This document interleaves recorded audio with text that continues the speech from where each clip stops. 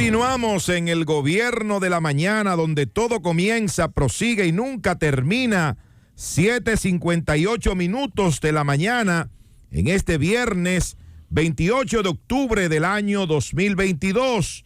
Y en este momento le corresponde el turno para hacer su comentario a nuestro coordinador José Luis Mendoza y Cervantes. Muchas gracias, Nayib. Vamos a continuar de alguna manera parte de la línea que conversaba nuestro compañero Rosendo Tavares, no sin antes dar las gracias a Dios que nos da un día más de vida para estar aquí, estar al frente de estos micrófonos y aprovechar la Z101 como este instrumento que amplifica nuestro mensaje a todo el país, a su gerencia, a su presidencia encabezada por don bienvenido Rodríguez Durán y por supuesto, como siempre, nuestro abrazo a la figura de don Álvaro Arbelo Hijo. Y tiene que ver no necesariamente con un tema de alta política internacional, aunque tiene influencia política. El día de ayer se completó la adquisición por una cifra, señores, de 44 mil millones de dólares. Eso es, para que tengan una idea, el Producto Interno Bruto de una nación pequeña, mayor incluso al de algunas naciones del Caribe, mayor al Producto Interno Bruto de Haití, mayor al Producto Interno Bruto de Jamaica. Menos de la mitad del Producto Interno Bruto de la República Dominicana. Tendría que ser exactamente cerca de entre un 40 y 45% del Producto Interno Bruto dominicano. Ayer se terminó el proceso de adquisición por parte de Elon Musk y sus empresas y fondos de inversión asociados de la red social, la plataforma Twitter. Esta adquisición en otra época pudiera ser simplemente eso, la compra de un medio de comunicación, pero no se puede quedar ahí, y menos en una época como la que vivimos. Primero hay que comenzar a entender el proceso de transformación de los medios de comunicación.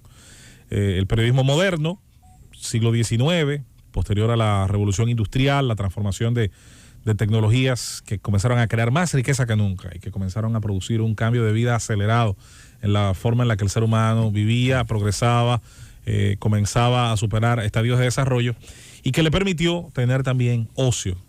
Eso es tiempo libre con dinero en el bolsillo. Por lo tanto, podía ahora invertir en una serie de cosas que antes difícilmente podía llegar a tener. La creación de medios de comunicación, sobre todo con diferentes corrientes de opinión, es hija precisamente de esa transformación del mundo a mitad del siglo XIX. Producto de la importancia de los medios de comunicación y de que muy rápidamente se dieron cuenta hombres de negocios, hombres de muchísimo poder, de la importancia que esto tenía. Bueno, aparecieron en Estados Unidos, sobre todo década de 1880, década de 1890, los llamados tycoons, aquellos hombres que tenían grandes emporios, que dominaban grandes áreas del mercado, que podían darse el lujo incluso de tener grandes monopolios. Y apareció entre todos esos empresarios uno muy específico, apellido Handers, Wilfred Handers. Ese señor llegó a ser dueño de tantos periódicos, llegó a ser dueño de tantos medios, sobre todo de prensa escrita para la época, que terminó inspirando un libro, y ese libro terminó inspirando la famosa película Citizen Kane. Quienes no la han visto se la recomiendo. Es una de Ciudadano Kane. Es una de las mejores obras de arte del cine. Orson Welles la dirige y la protagoniza. ¿Y por qué es tan importante? Creo que era la película favorita de don Álvaro Arbelo. No lo dudo.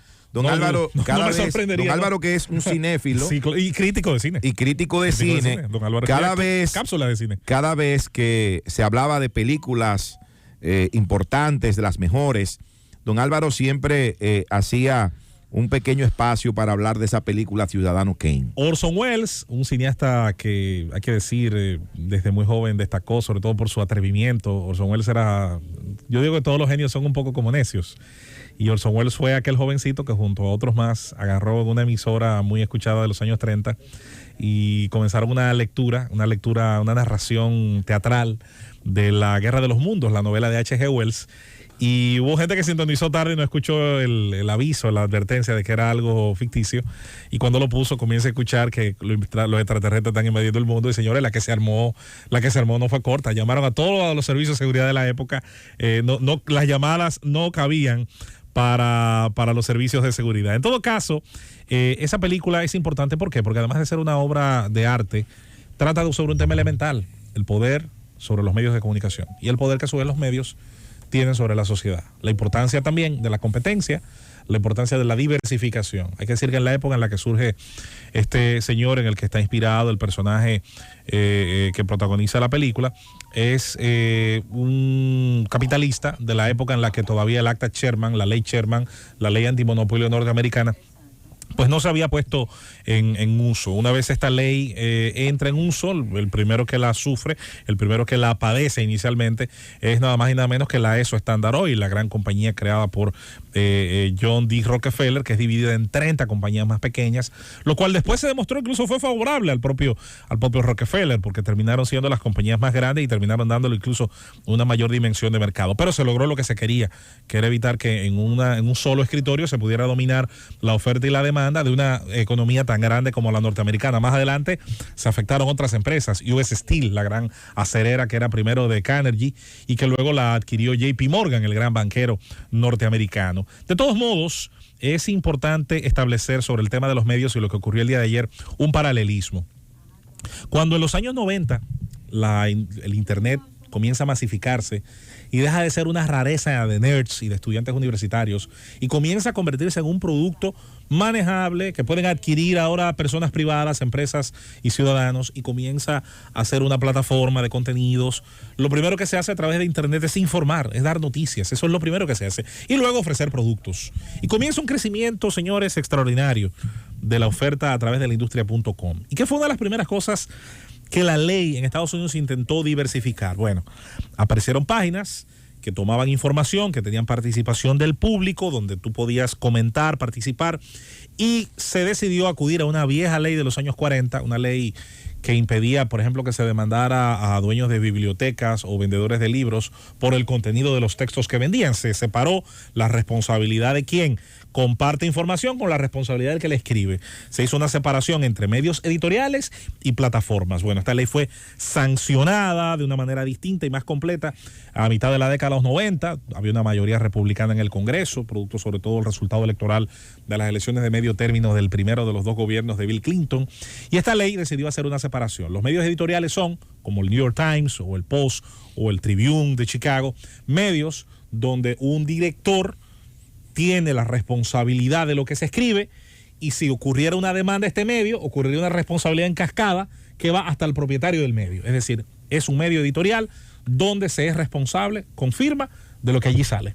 Las plataformas no. En las plataformas, Nayib coloca una opinión y Nayib es responsable de su opinión, más no el dueño de la plataforma ni el director de la plataforma. Esa separación entre... Pero perdón, José Luis, sí. Ya por ejemplo el tema que tiene que ver con la responsabilidad del medio en la República Dominicana, eso ha variado mucho. Sí, con la jurisprudencia. Eso ha cambiado.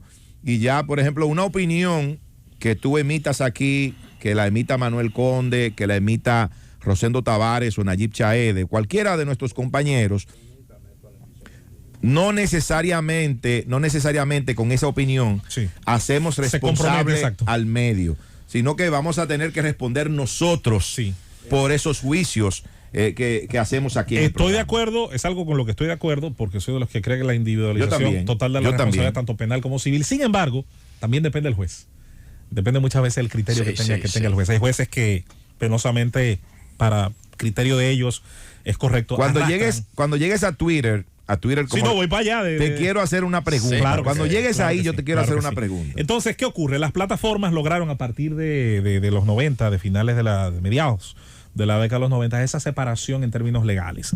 Bueno, todavía en los años 90 el término red social como tal no había surgido, y si había surgido era apenas un aspecto que se manejaba de manera muy limitada. Aparece a partir de los años 2000. Casi nadie se acuerda ya de Hi-Fi, por ejemplo, o de MySpace, que fue la primera, IRS, que fue el primer lugar de chateo, por ejemplo, IRS. Hi-Fi en principio, ¿verdad? ¿Tú sabes? Claro que sí, Hi-Fi. Y con el tema también insistimos de la mini mensajería a través de plataforma, que también fue un cambio importante que el mundo pudo dar. Llega la década de los años 2000 y ciertamente sí comienzan a aparecer estas importantes plataformas, y dentro del desarrollo de las mismas, una muy en especial que es Twitter, además de Facebook.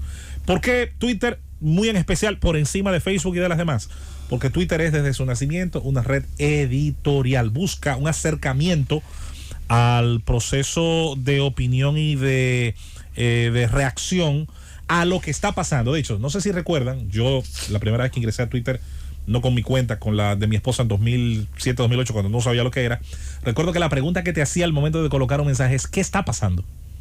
Y la pregunta de qué está pasando era respondida por los usuarios. Bueno, en este momento choco un vehículo acá, en este momento me estoy tomando un helado, en este momento me estoy comiendo un hamburger en tal sitio, sabe malísimo. La idea de qué está pasando.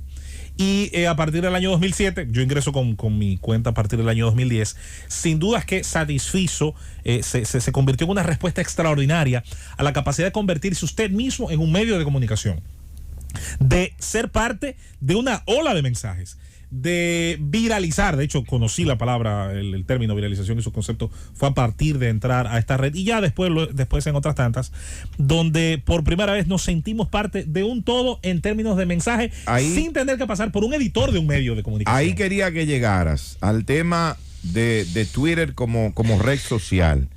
Tú, José Luis Mendoza, que tienes ya, al igual que yo, veo que entraste el mismo año que yo a Twitter, en el 2010. Correcto. Yo entré en mayo del 2010 a Twitter.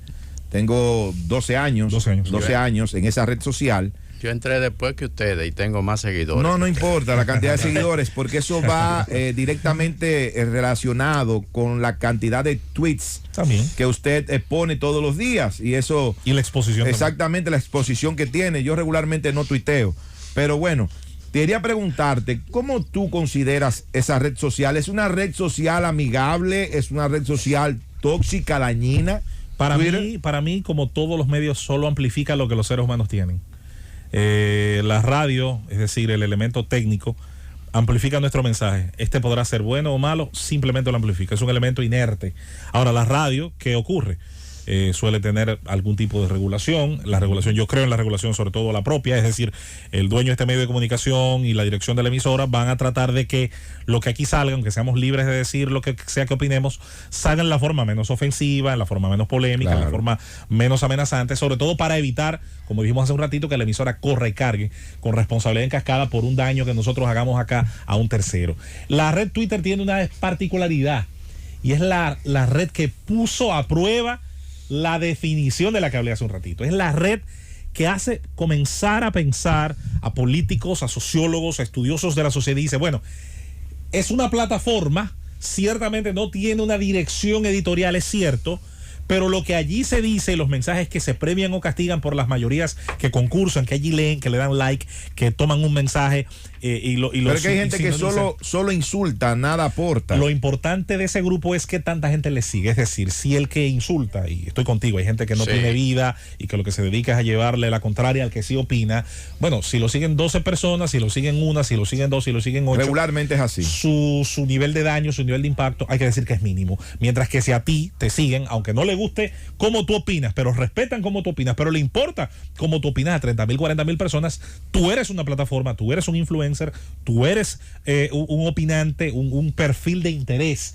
La mayoría de los bots o la mayoría de los necios no lo son. Hay que decir que hay de todo en la viña del Señor, porque hay gente que igual por un tiempo puede ser que se haga célebre en la red por atacar, por insultar, pero tiende a ser una fama bastante breve. ¿Qué va a cambiar entonces con Elon Musk? Es ahí el detalle. Ahí habrá cambio. Comenzó ya votando a los principales ejecutivos. Y precisamente ahí voy, porque de las 5 cancelaciones. Donald Trump va otra vez para Twitter mañana mismo. De las 5 cancelaciones que tiene, de las 5 cancelaciones que hace, tan pronto ingresa al mando de Twitter, una de ellas es una ejecutiva que tenía Twitter que en términos legales era la que manejaba la política en la que se justificó la salida de perfiles. El de Trump es no es el único, pero es el más importante de todos. Era presidente de los Estados Unidos, nada más y nada menos.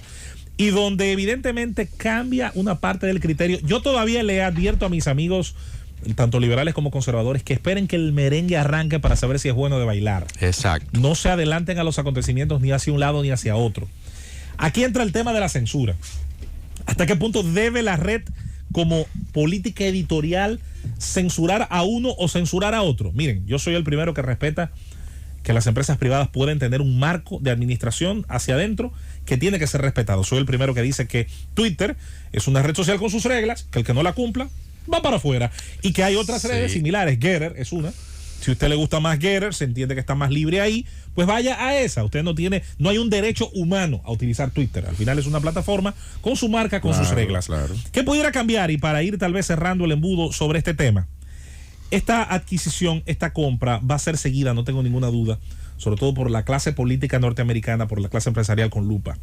La apertura hacia sectores que se sintieron censurados pudiera ser importante, pero si esta apertura es excesiva, es exagerada, y Twitter vuelve a convertirse en esa trinchera política, ideológica en la que se estaba convirtiendo para el año 2020, bueno, hay que ver cómo va a responder una masa importante de usuarios que ven algún temor en esto, que se identifican tal vez con algún tipo de restricciones sobre algunos términos que se utilizaron. Ahora bien, hay que decir que solamente sufren la censura los que la padecen. Si la censura hubiera sido a lo mejor a uno de los políticos del área liberal, es muy posible que hay gente que se siente muy cómoda con esa política hoy fueran los que más la protestaran.